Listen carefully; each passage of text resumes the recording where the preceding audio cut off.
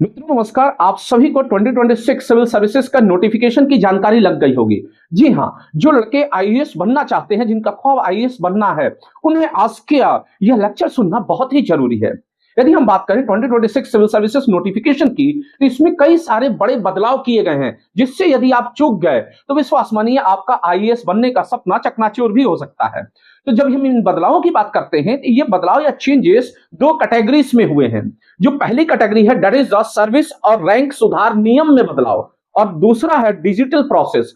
जी हाँ, पहला बदलाव बहुत ही इंपॉर्टेंट है, इससे अभी तक आप परिचित नहीं है। दूसरा बदलाव क्या है कि जब लड़का यूपीएससी सिविल सर्विसेज 2026 का फॉर्म डालेगा, तब से लेकर के प्रीलिम्स एग्जाम हॉल में बैठने तक उसे डिजिटल प्रोसेस के कई चरणों से गुजरना होगा।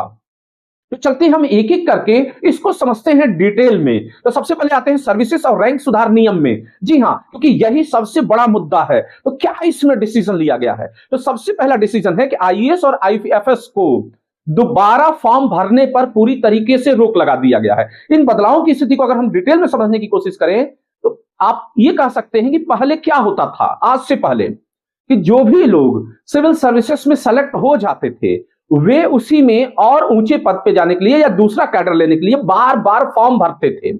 लेकिन इस बार से इस प्रक्रिया पे या इस प्रोसेस पे पूरी तरीके से रोक लगा दी गई है।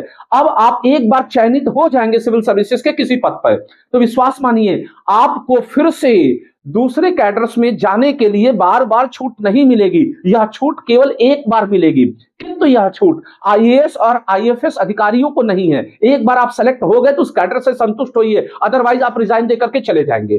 चलते हैं अब हम इसको और डिटेल में समझते हैं, अगला क्या है। तो अगली बात करें तो आईपीएस के लिए दोबारा आईपीएस नहीं।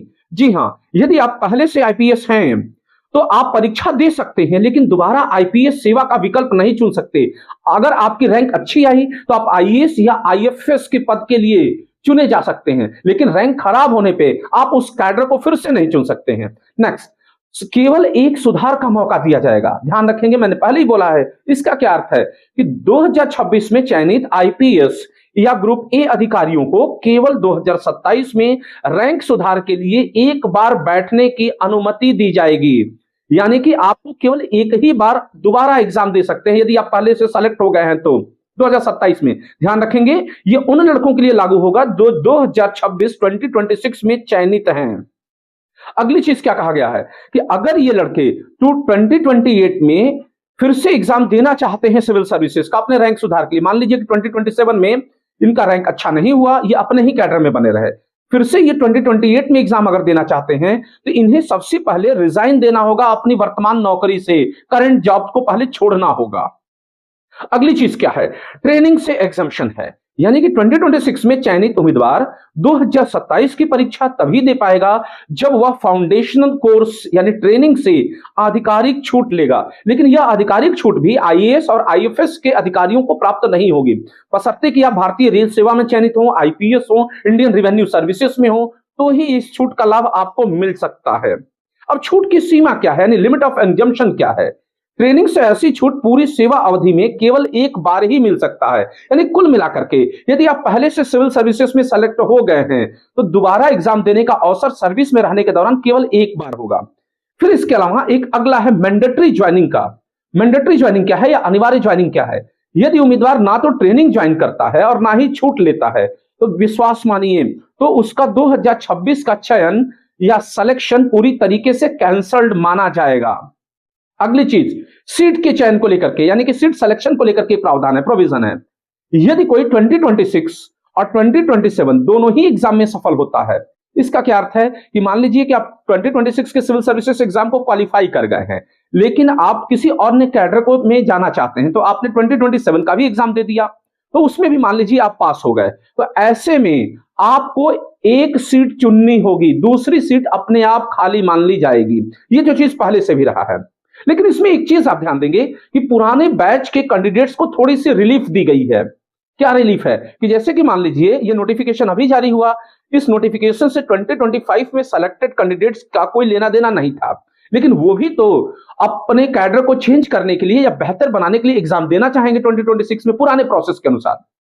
तो उनके लिए एक रिलीफ क्या दिया गया है कि आपको भी एक ही अटेम्प्ट देना होगा, बशर्ते आपको यह चुनना होगा कि आप 2026 का एग्जाम देंगे या 2027 का एग्जाम देंगे रैंक सुधारने के लिए। ध्यान रहे ये पहले से सेलेक्टेड कैंडिडेट के लिए है, तो इसमें ध्यान रखेंगे। तो दोनों में से किसी एक को आपको चुनना होगा। नेक्स्ट, अगर उसके बाद अगर आप फिर से देना चाहते हैं अपना कैडर सुधारने के लिए, तो ऐसे में फिर आपको भी रेजिग्नेशन देना ही पड़ेगा। कुल मिलाकर के अंतिम स्थिति में अगर देखें तो मेंस परीक्षा पर रोक की भी बात कही गई है कि यदि प्रीलिम्स पास करने के बाद और मेंस से पहले कोई उम्मीदवार आईएएस या आईएफएस का पद ज्वाइन कर लेता है तो उसे मेंस लिखने की अनुमति नहीं दी जाएगी। बहुत ही पॉइंट है, नोट कर लेंगे इस चीज को कि किसके मेंस परीक्षा पर रोक लगा है कि आईएएस और आईएफएस कैडर ज्वाइन करने के बाद यदि मान लीजिए इस बार आप सेलेक्ट हो गए 2026 में, आपको आईएएस या आईएफएस कैडर मिल गया और आपने ज्वाइन कर लिया है, कब और उसी दौरान पता चला कि 2027 का मेंस लिखना है उसी बीच में, तो फिर आपको मेंस लिखने की इजाजत नहीं दी जाएगी। तो ये तो हो गए सर्विसेज और रैंक सुधार नियम से जुड़े हुए बदलाव। अब हम देखते हैं डिजिटल सुरक्षा और आवेदन प्रक्रिया यानी डिजिटल सिक्योरिटी और एप्लीकेशन प्रोसेस में क्या बदलाव किया गया है। तो सबसे पहला बदलाव है, नोट करेंगे वे लड़के जो पहली बार एग्जाम दे रहे हैं, आधार वेरिफिकेशन को, यानी कि जब आप आवेदन के लिए अब आधार कार्ड से पहचान सत्यापन अनिवार्य होगा, बहुत ही इंपॉर्टेंट है। दूसरा क्या है, लाइव फोटो नियम, यानी कि फॉर्म भरते समय उम्मीदवार को वेब कैम से अपनी लाइव फोटो खींचनी होगी, बहुत ही इंपॉर्टेंट है ये। फिर क्या है, फोटो मिलान, लाइव फोटो और पहले से अपलोड की गई फोटो में यदि कोई मिलान नहीं हो पा रहा है तो आपका आवेदन रद्द किया जाएगा। जैसा इसका कहने का क्या अर्थ है, मीनिंग है, यदि आप फॉर्म भर रहे हैं तो फॉर्म में आप अपनी एक फोटो अपलोड करेंगे, ये चीज क्लियर है। फोटो अपलोड करने के अलावा दूसरा काम है कि आपका जो प्रेजेंट शकल है, चेहरा है, उसको आप वेबकैम से वेरीफाई करेंगे, उसको भी अपलोड करना होगा। यदि फोटो से और आपका चेहरा मैच करने में दिक्कत आई तो ऐसी स्थिति में आपका फॉर्म रद्द हो सकता है। फिर अगला स्टेप है फेस अथॉरिटिकेशन का। जी हां, एग्जामिनेशन हॉल या परीक्षा केंद्रों पर जब आप जाएंगे, फॉर्म मान लीजिए आपका सेलेक्ट हो गया, अब एग्जाम की डेट आ गई, एग्जाम में आप बैठने जा रहे हैं, तो परीक्षा केंद्रों पर यानी एग्जामिनेशन हॉल पर प्रवेश के समय चेहरा पहचानने वाली टेक्निक यानी फेस एआई का उपयोग होगा। ये बहुत ही इंपॉर्टेंट है, पहली बार यूज हो रहा है। एक तो फॉर्म भरने के दौरान आपका फेस का वेरिफिकेशन हो रहा है, इसके अलावा जब आप एग्जाम हॉल में जा रहे हैं तो वहां पर भी आपके फेस का वेरिफिकेशन होगा। अगर वहां भी नहीं मैच किया तो विश्वास मानिए आपको फिर से वापस आना पड़ जाएगा। अगली चीज क्या की गई है कि न्यू 4 स्टेप पोर्टल की व्यवस्था की गई है। जैसा कि आप जानते हैं कि पुरानी ओटीआर प्रक्रिया को हटा करके अब अधिक सुरक्षित 4 चरणीय डिजिटल पोर्टल लागू किया गया है, तो यह बना रहेगा।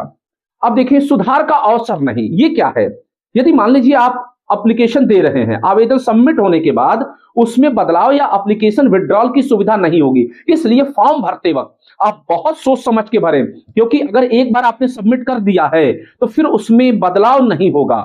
अगली चीज क्या है, आपत्ति का समय। जी हां, ये बहुत इंपॉर्टेंट है, ऑब्जेक्शन पीरियड। ऑब्जेक्शन पीरियड क्या है कि पहले जब आप प्रीलिम्स का एग्जाम देते थे तो उस प्रीलिम्स के एग्जाम देने के बाद अगर कोई क्वेश्चन गलत होता था तो आपको 7 घंटे का मौका दिया जाता था, 7 दिन का मौका दिया जाता था। अब उसे घटा करके प्रश्न पत्र को चुनौती देने का जो मौका है 5 दिन का दिया गया है। सिंपल बात समझिएगा, क्या है कि जैसे कि मान लीजिए 100 क्वेश्चंस आते हैं एग्जाम में, तो उसमें से कई क्वेश्चन हो सकता है मिसप्रिंटेड हो, तो जब आप प्री एग्जाम्स दे दिए हैं तो कोई क्वेश्चन यदि गलत है तो उसकी कंप्लेन आप पहले 7 दिन के अंदर करते थे कि ये क्वेश्चन गलत है, लेकिन अब इस मौके को घटा करके केवल 5 दिन कर दिया गया, यानी कि एग्जाम हॉल से निकलने के बाद 5 डेज के भीतर आपको क्वेश्चन के खिलाफ कोई भी कंप्लेन करनी होगी। तो उम्मीद करता हूं कि आपको आज की बात समझ में आ गई होगी, बहुत गौर से अगर आप सुने होंगे तो फिर मिलते हैं नए मुद्दे के साथ, तब तक के लिए धन्यवाद।